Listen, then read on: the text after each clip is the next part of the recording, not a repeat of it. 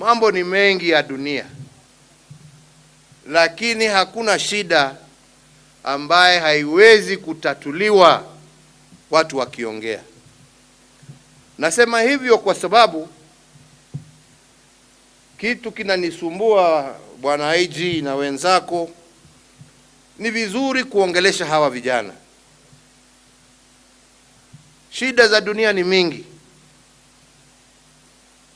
and mental health is also a real problem, but it is a problem that can be addressed if you reach out. Hakuna haja saa ingine ya kufanya vitendo ambavyo tunaona. Bunduki yako ni ya kulinda maisha, sio ya kuchukua maisha. Tabu hii iko na sio kati yenu, hata Kenya mzima, na ni tabu ambaye tunataka kushughulikia kama serikali.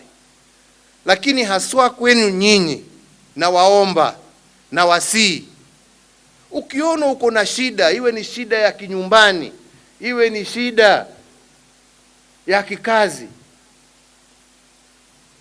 tafuta mwenzako, tafuta ofisa mkubwa wako, tafuta family member wako, muongee naye. Na unaweza kuona kwa kuongea peke yake umepata suluhisho ya shida yako. Tunaelewana vijana?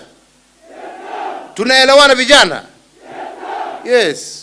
Hakuna haja saa ingine ya watu kutenda mambo ambayo wanatenda kwa sababu ya hasira. Yes, we have this problem and it is part with us.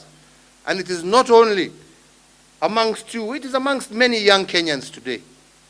But we can address it, and we are ready to work together with you. Please just step forward. There is no shame. There is no shame in it. And we can find solutions, and we can help you solve your problem and become an even better officer going forward.